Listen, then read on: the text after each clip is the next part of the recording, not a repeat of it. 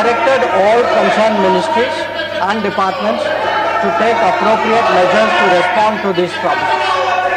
Honorable Prime Minister continues to closely monitor emerging developments and relevant ministries are coordinating to ensure effective responses. Sir, the conflict has continued to intensify and the security situation in the region has deteriorated significantly. We have noted that, in fact, the conflict has spread to other nations with mounting destruction and deaths. Normal life and economic activities in the entire region are visibly affected and in some cases have come to a halt.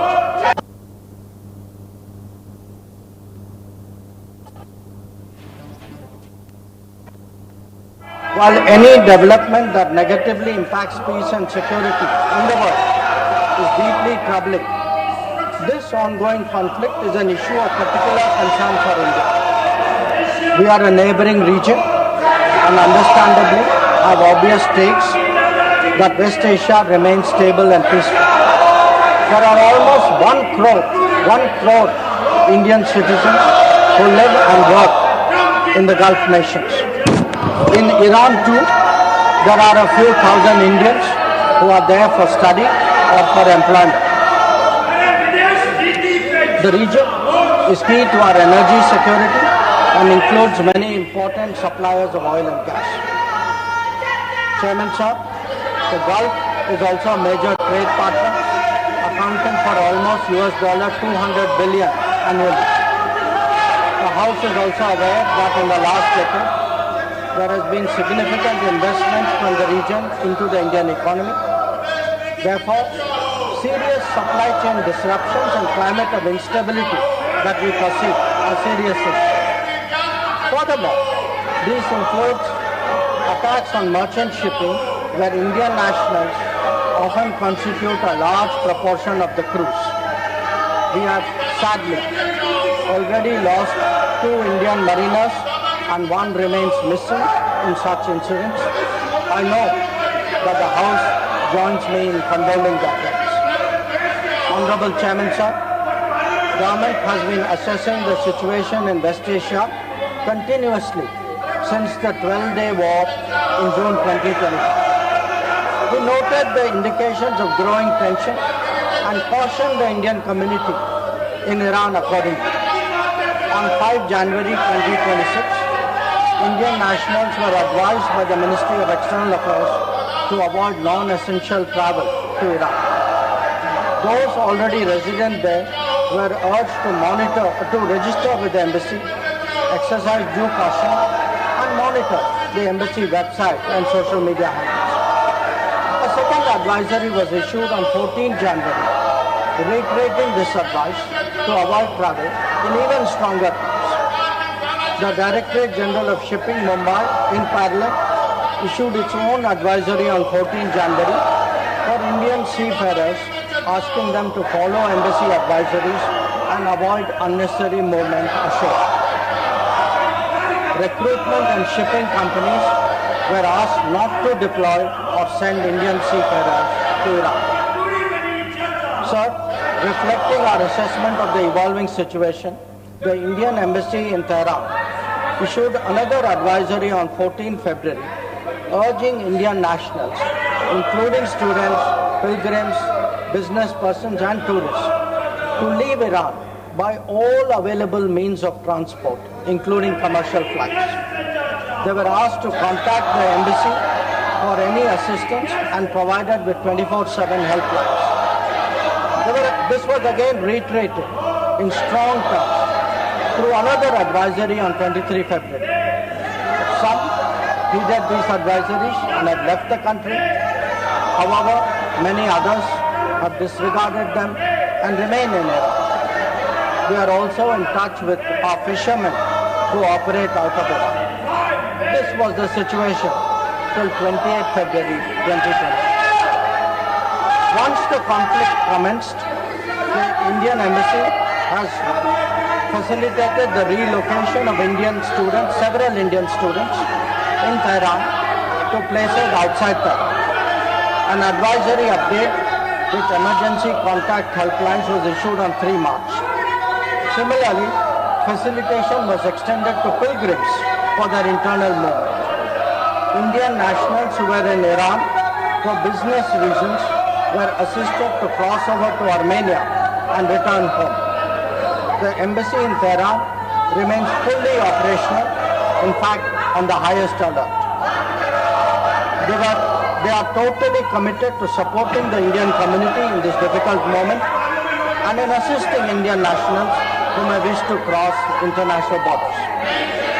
Where seafarers are concerned, the Directorate General of Shipping, through an order of 2nd March, has constituted a quick response team for immediate response, coordination and support functions. This team will function on a 24/7 basis. Honorable Chairman, sir, I would like to inform the House through you that every Indian embassy in the region has similarly issued advisories.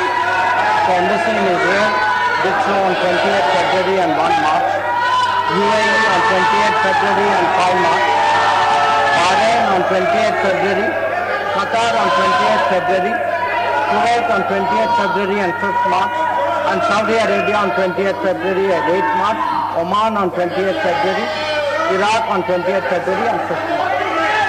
MEA has set up a dedicated special control room to monitor the situation and respond to queries from those. I will come back to let him complete his statement. Let him complete his statement. You are not allowing him to make the statement. That is not correct. Gargaji, that is not correct. I allowed you to speak. Let him complete the statement. I will come back to you. Let him complete the statement. Please. The MEA's latest update on this was issued on 7th of March. Honorable Chairman, sir, our diplomats have also worked hard to assist stranded transit passengers in hubs like Dubai, Doha and Abu Dhabi. They have facilitated international border crossings for Indian nationals, including from UAE to Oman and from Qatar, Kuwait and Bahrain to Saudi Arabia. Wherever there has been a partial opening of airspace, we have approved and undertaken commercial flights, including non-scheduled flights, to enable the return of Indian passengers. Our estimate is that as of yesterday, almost 67,000 of our nationals have done so. Sir, I also saw, today I was informed of a handout information put out by the Ministry of Civil Aviation, and this tells us of the efforts government is making. Yesterday there were 15 inbound flights operated by Indian carriers which arrived in India, on the 7th. On the 8th there were 49 flights and on the 9th there are 50 flights. So I want to assure the House that every effort is being made that those who are stuck in the region, those who are transit passengers who are there, those who need to come back urgently from this region, we are making every effort for them to do so. Chairman, sir, throughout this period, government maintained close contact with relevant countries. Honorable Prime Minister himself has spoken to the President of UAE, the Amir of Qatar, the Crown Prince of Saudi Arabia, the Crown Prince of Kuwait, the King of Bahrain, the Sultan of Oman, the King of Jordan, and the Prime Minister of Israel. In each case, we received assurances that the well-being of the Indian community would be a priority for the host government. I have similarly been in close touch with my counterparts in these countries. Insofar as the United States is concerned, we have maintained regular contacts through diplomatic channels. While attempts have been made, contacts with Iran at the leadership level are obviously difficult at this time. I have, however, spoken to Foreign Minister Arakchi on 28th February and 5 March 2026. We will continue these high-level conversations in the coming days. So, the House will also be interested in the issue of an Iranian vessel that is currently docked in Kochi. The Iranian side had requested permission on 28th February for 3 ships in the region to dock at our ports. This was accorded on 1 March.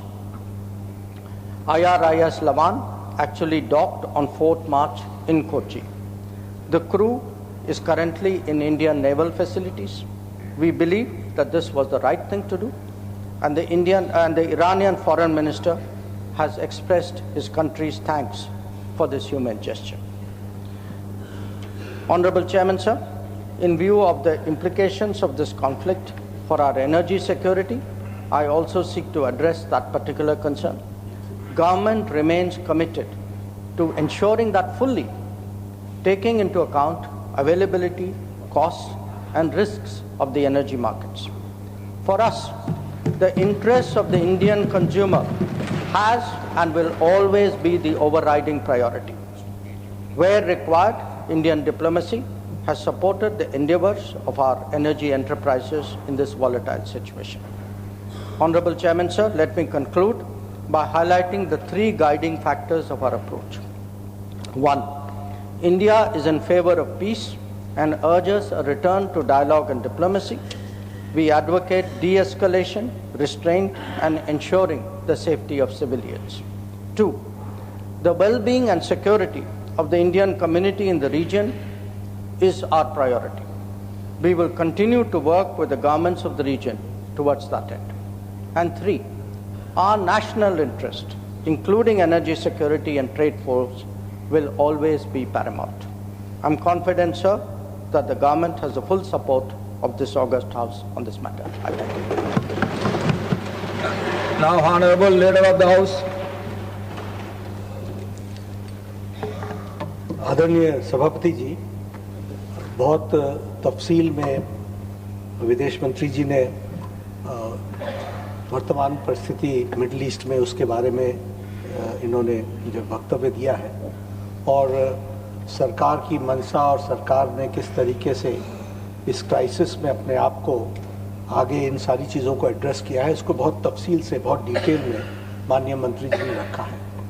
जो opposition की तरफ से energy के बारे में भी प्रश्न था, उसका भी उन्होंने उस पर प्रकाश डाला है और बताया है कि सरकार किस तरीके से सारी चीज़ों पर सजग भी है, एक्टिव भी है, एड्रेस भी कर रही है और उन सभी समस्याओं के साथ आगे बढ़ करके भारत की जनता को और भारत की आवश्यकता को ध्यान में रख करके हम आगे बढ़ रहे हैं। बहुत दुख के साथ मुझे कहना पड़ रहा है कि विपक्ष का जो व्यवहार है वो बहुत ही गैर जिम्मेदाराना है, बहुत ही गैर जिम्मेदाराना और यह निंदनीय भी है। इसको जितनी निंदा की जाए वो कम है। इनका इंटरेस्ट न देश में है, न इनका इंटरेस्ट डिबेट में है, इनका इंटरेस्ट एनार्की पैदा करने में है। आज लीडर ऑफ द ऑपोजिशन को आपने 176 के तहत बोलने का मौका दिया। उन्होंने सब्जेक्ट छोड़ करके मैटर पर शुरू कर दिया चर्चा करना।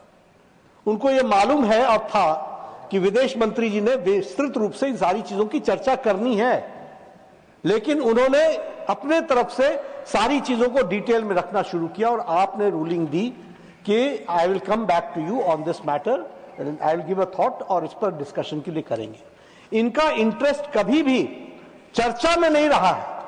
इनका इंटरेस्ट अच्छा नहीं लगेगा लेकिन हुड़दंग मचाने में है,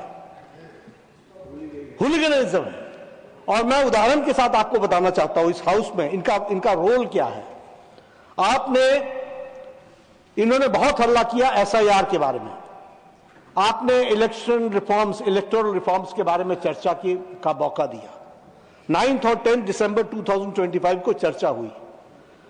लगभग 18 घंटे चर्चा चली और दुख की बात यह है कि इलेक्टोरल रिफॉर्म्स के बाद इस सारी चर्चा में यह वॉकआउट कर गए जब हमारे तरफ से जवाब देने की बारी है।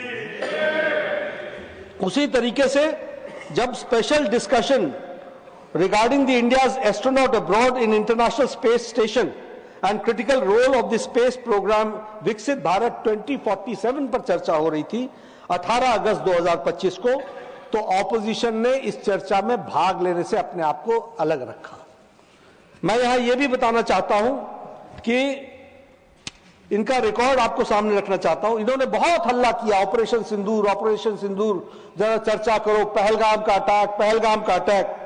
16 घंटे डिबेट चली और जब गृह मंत्री जी ने जवाब देने की बारी आई तो ये विपक्ष वॉकआउट करके चला गया। ये इनका रिकॉर्ड है, इसको हमको ध्यान रखना चाहिए। उसी तरीके से वक्फ बिल पर जब जेपीसी की रिपोर्ट यहां रखी गई तो उस समय भी इन्होंने लोकसभा में वॉकआउट किया। यानी कोई भी जो भी देश के इंटरेस्ट में काम होता है उसमें इनका 2025 के बजट के बाद, डिबेट के बाद जब निर्मला जी खड़ी हुई तब भी इन्होंने वॉकआउट किया, और इस समय भी 2026-27 के बजट पर जब निर्मला जी खड़ी हुई इन्होंने सबको सुना, और जब जवाब देने की बारी आई तो ऑपोजिशन वॉकआउट करके चला गया। यह इनका कच्चा चिट्ठा है, इसको हमको याद रखना चाहिए। इनका कोई इंटरेस्ट देश में नहीं है, इनका कोई इंटरेस्ट भारत के लोगों के विकास में नहीं है, इनका कोई इंटरेस्ट विकसित भारत में नहीं है, इनका कोई इंटरेस्ट आत्मनिर्भर भारत में नहीं है, इनका कोई इंटरेस्ट देश आगे बढ़े इसमें नहीं है। इनका इंटरेस्ट राजनीति करके अपनी ओछी राजनीति को आगे बढ़ाने का है, जो मोदी जी के नेतृत्व में कभी संभव नहीं होगा। वहीं बैठे रहोगे और घटते चले जाओगे, ये ध्यान में रखें। Now matters raised with permission